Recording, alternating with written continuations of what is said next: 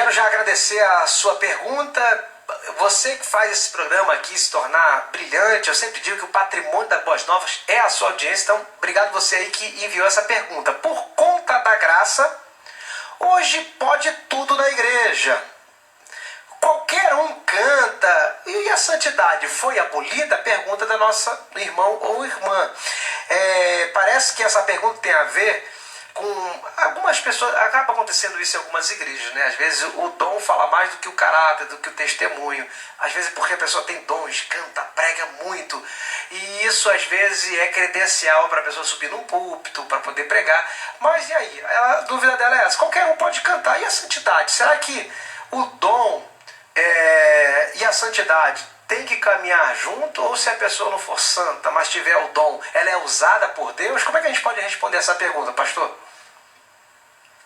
Eu queria só primeiro entender por que ela criou essa dualidade, né? De cantar com a santidade. Mas você explicou bastante bem. Não, na verdade não pode tudo, mas também não é impossível usar Deus o que ele bem entender. Deus usa as pessoas como ele bem entende, como ele bem quer. A gente não pode dizer que a pessoa está em santidade ou não está em santidade, porque você não terá um santidadômetro, como é que daria o nome disso, né?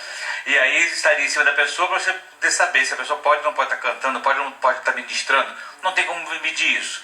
Agora, de qualquer forma, aquilo que ela fizer vai passar para o outro a autoridade espiritual que ela tá empenhada, do que ela está imbuída. Então, dificilmente você vai conseguir ver alguém por muito tempo ou de forma travessa passando uma coisa que ela não é. Logo, se a máscara cai, você percebe. E o pastor da igreja, ele deve ter um mínimo de critério, né? Se ele for emprestar o púlpito para alguém ou permitir que alguém vá pregar no seu púlpito, tem um mínimo de critério de ver o testemunho, a vida dessa pessoa.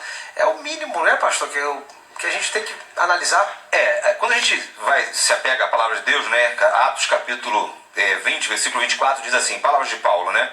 Mas em nada tenho a minha vida como preciosa para mim, contanto que complete a minha carreira e o ministério que recebi do Senhor Jesus. Aí vem a grande parte. Para dar testemunho do evangelho da graça de Deus. Graça é algo que nos foi dado sem que nós fizéssemos absolutamente nada. Graça é algo que vem da parte de Deus.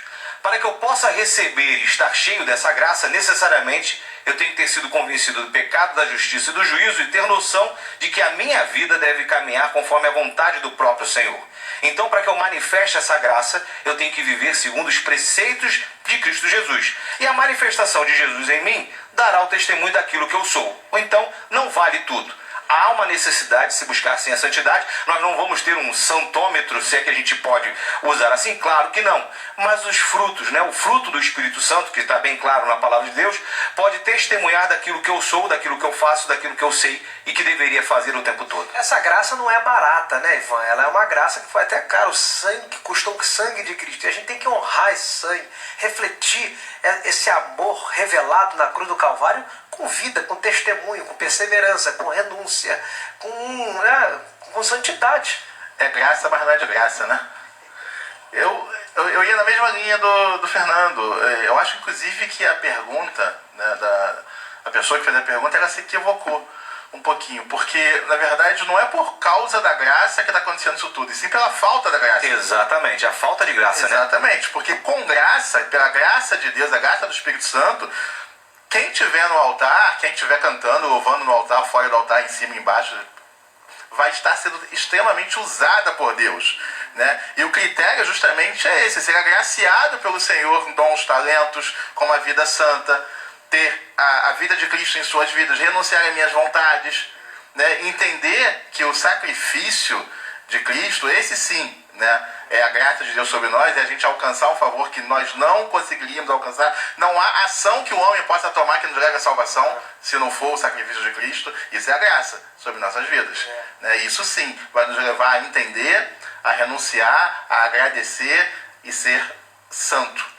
Eu sempre digo, Vitor, que a verdadeira espiritualidade ela é discreta, né? Não são os dons que evidenciam a espiritualidade de alguém. Mas a verdadeira espiritualidade ela tem que ser discreta, ela tem que falar por si só, não tem que ter promoção de si mesmo. Então, acho que e é interessante ouvi-los e analisar o que Bonhoeffer vai falar sobre a graça. A definição que ele tem da graça. A graça barata e a graça preciosa. A graça barata é aquela que não tem custo.